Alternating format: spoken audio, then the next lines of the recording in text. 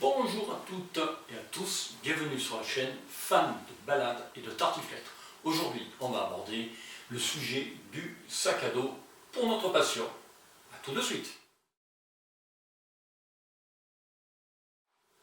Bien, nous allons aborder maintenant les différents types de sacs que l'on va pouvoir trouver sur le marché. En général, il en existe deux. Le sac dit de randonnée et le sac d'alpinisme. Comment fait-on la différence? On va commencer par le sac de randonnée, d'alpinisme, pardon. Hop, voilà. Donc ça, c'est un sac d'alpinisme, pas de poche, de forme cylindrique, qui permet de passer dans les couloirs, dans les endroits très rocheux, escarpés. Des sacs en général qui ont quelques sangles pour mettre les accessoires, que ce soit piolet, des choses comme ça, ou canne à pêche, pour les amateurs de pêche. Bref, rarement de poche à eau, si ce n'est qu'à l'intérieur, ou alors une poche avec la pipette qui peut permettre de se ravitailler quand on est dans une course. Ensuite, nous avons le deuxième type de sac que voici. Alors ça, c'est le sac de randonnée. Alors le volume, peu importe, on ne va pas prendre le volume ensuite. Avec une multitude de poches qui vont permettre d'avoir beaucoup d'accès sur les côtés et d'avoir de façon assez accessible les choses à prendre de façon, je vais dire, épisodique, à savoir au-dessus les lunettes de soleil, la carte, sur le côté peut-être l'appareil photo, de l'autre côté les barres de céréales, des choses comme ça. Voilà, ça c'est un grand sac de volume. On va voir ensuite les différents volumes. On va parler maintenant de volume. Alors, pour une balade à la journée ou à la demi-journée, ça c'est mon sac de quotidien. Un sac qui fait 18 litres. On va dire qu'un volume de 18 à 20 litres suffit largement, allez, 22 litres, pour une balade à la journée, quand on veut faire une petite promenade en période estivale. On a une poche pour pouvoir mettre une gourde d'eau. Il y a une poche à l'intérieur pour pouvoir mettre éventuellement une poche à eau pour ceux qui veulent utiliser une pipette. Voilà, c'est un sac qui est très simple. On en trouve à partir de 10 €, hein. On n'est pas obligé de mettre une fortune pour découvrir notre activité. Et ce genre de sac-là suffit largement pour faire une promenade à la demi-journée ou à la journée, sur 3-4 heures. On met le sandwich, la boisson, le petit appareil photo, les choses comme ça. Ça suffit amplement. Deuxième volume que l'on trouve, donc ça c'est un sac de 32 litres que j'affectionne tout particulièrement parce que c'est un sac qui va permettre pour moi une utilisation quasiment toute l'année. À savoir que on peut, avec les sangles de compression ici, réduire le volume, mais on peut l'ouvrir pour qu'il fasse ces 32 litres. Alors 32 litres pour une journée, c'est beaucoup. Mais en hiver, on peut y mettre un coupe-vent, on peut y mettre le bonnet, on peut y mettre les gants, on peut y mettre le petit réchaud, et vous savez que j'y tiens beaucoup parce que boire quelque chose de chaud quand il fait froid, partager un moment de convivialité avec les amis, c'est important. On peut apporter la petite trousse de secours, enfin bref. Le volume est plus grand. Pour une balade à la journée, c'est presque trop grand.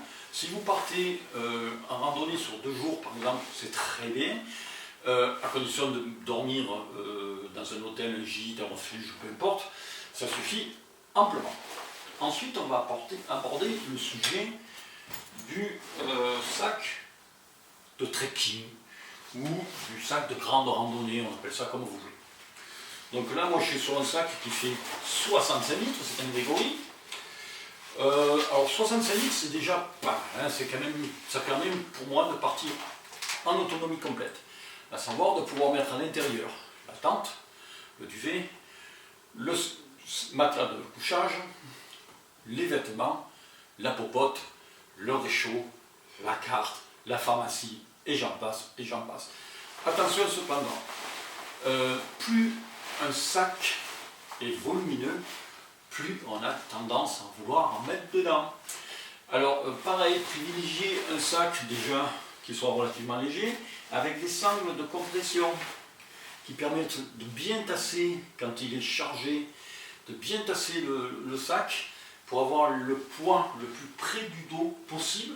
On charge son sac avec les choses les plus lourdes contre le corps et les plus légères sur l'extérieur du corps, à l'arrière un peu.